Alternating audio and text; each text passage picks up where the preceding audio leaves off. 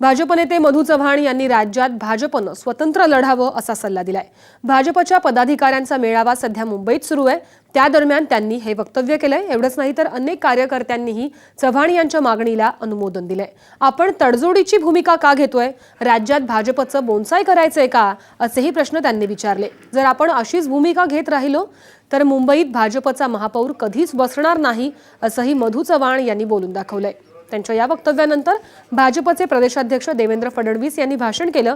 या भाषणात आपण कार्यकर्त्यांची भावना लक्षात घेऊन महायुतीच्या बैठकीत हा विषय मांडू असं देवेंद्र फडणवीस यांनी म्हटलं। तसंच शिवसेना या मित्रपक्षानं आपल्याला चांगल्या आणि वाईट काळात साथ दिली आहे, ही बाब विसरून चालणार नाही असंही फडणवीस यांनी म्हटलंय।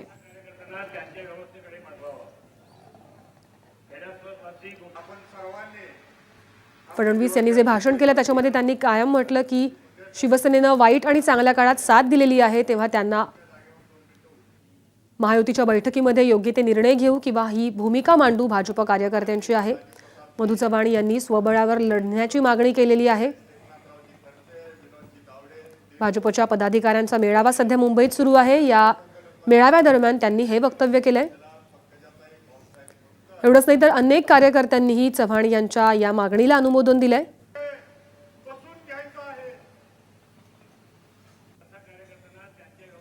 अशीच भूमिका घेत राहिलो तर मुंबईमध्ये भाजपचा महापौर कधीच बसणार नाही असंही मधू चव्हाण यांनी म्हटलं।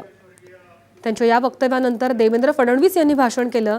या त्यांच्या भाषणामध्ये त्यांनी असं म्हटलं की कार्यकर्त्यांची भावना आपण लक्षात घेऊ आणि महायुतीच्या बैठकीत हा विषय मांडू असं देवेंद्र फडणवीस यांनी म्हटलंय। तसंच शिवसेना या मित्रपक्षानं आपल्याला चांगल्या आणि वाईट काळात साथ दिली आहे, ही बाब विसरून चालणार नाही असं म्हटलंय। या संदर्भात अधिक माहिती जाणून घेऊयात आमचे प्रतिनिधी महेंद्र मोरे यांच्याकडनं। महेंद्र, तुम्ही आत्ताच ऐकलं असेल की मधू चव्हाण यांनी अशी मागणी केली आहे की येत्या विधानसभाच्या निवडणुकीमध्ये भाजपनं स्वबळावरती लढावं, एकटं लढावं, तर या संदर्भात काय सांगाल? आत्ताच पदाधिकाऱ्यांचं जे संमेलन आहे भाजपच्या ते मुंबईमध्ये पार पडलेलं आहे। केंद्रीय मंत्री नितीन गडकरी यांनी समारोपाचं भाषण केलं, पण नितीन गडकरींच्या भाषणाच्या आधी एक सगळ्यात महत्त्वाची घटना घडली।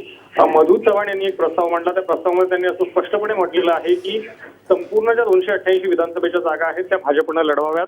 भाजपच्या कार्यकर्त्यांना कुठेतरी संधी मिळाली पाहिजे। नेहमीच आपण मोठ्या भावाची जी भूमिका आहे ती शिवसेनेला देत आलोत आणि त्यामुळे अनेक ठिकाणी आपली सत्ता आली नाही। मुंबईच्या महानगरपालिकेमध्ये आपली कधी सत्ता येणार असा प्रश्न त्यांनी विचारला, कारण जर मुंबई महानगरपालिकेमध्ये शिवसेना हा नेहमीच मोठा भाऊ असेल, तसंच तो महाराष्ट्रामध्येही मोठा भाऊ असेल, तर आपला मुख्यमंत्री कधी होणार असा सवाल मधू चव्हाण यांनी विचारला। आणि कुठेतरी मधू चव्हाण यांच्या या प्रस्तावानंतर बैठकीमध्ये जाण आली अशी प्रतिक्रिया प्रकाश जावडेकर यांनी दिली। आणि एकूणच या प्रस्तावाला अनुमोदन देण्यासाठी जे काही पदाधिकारी मंडळींनी भाषण केलं त्यांनीही स्पष्टपणे असं सांगितलं की भाजपला मोठ्या भावाची भूमिका आता मिळाली पाहिजे। अच्छे दिन आएंगे, अच्छे दिन आपले आलेले आहेत, तर कार्यकर्त्यांना संधी मिळावी अशी मागणी केली। पण त्यानंतर देवेंद्र फडणवीस यांनी संपूर्ण दिवसाचा जो काही लेखाजोखा मांडला त्यामध्ये त्यांनी स्पष्टपणे सांगितलेलं आहे की आपली जी युती आहे ती गेली 25 वर्षांची युती आहे आणि कुठेतरी विचारांच्या आधारावर झालेली युती आहे, ती एका दिवसात तोडणं शक्य नाही।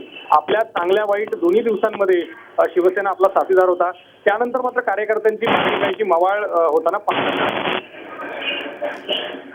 नक्की, जसं महेंद्र तू सांगतोस की देवेंद्र फडणवीस यांनी म्हटलंय की भाजपनं चांगल्या वाईट काळामध्ये साथ दिलेली आहे, पण एकूणच कार्यकर्त्यांची जी मागणी आहे त्यानुसार त्यांनी असंही म्हटलं की महायुतीच्या बैठकीमध्ये याबद्दल बोलण्यात येईल, तर खरंच भाजप स्वबळ आजमावेल का?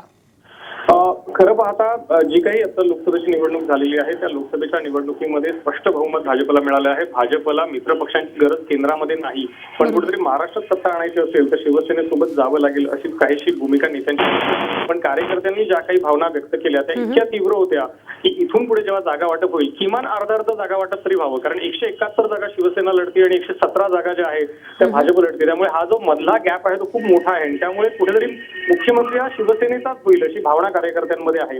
त्यामुळे भाजपला तर चांगले दिवस आलेले आहेत आणि भाजपमुळे शिवसेनेला चांगले दिवस आलेले आहेत असं भाजपच्या कार्यकर्त्यांचं म्हणणं आहे।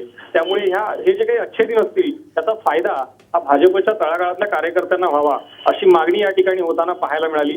पण कुठेतरी ही जी मागणी आहे किंवा हा जो उत्स्फूर्त प्रतिसाद पाहायला मिळाला होता 288 जागा सर्व आपण लढवू याला, कुठेतरी या मागणीला मवाळ करण्यामध्ये भाजपचे नेते यशस्वी झाल्याचे चित्र या ठिकाणी दिसते। कुठेतरी शिवसेनेकडनं याची प्रतिक्रिया उद्या नक्की सामनामध्ये किंवा शिवसेना नेत्यांकडनं येईल ती मात्र पाहावी लागणार आहे।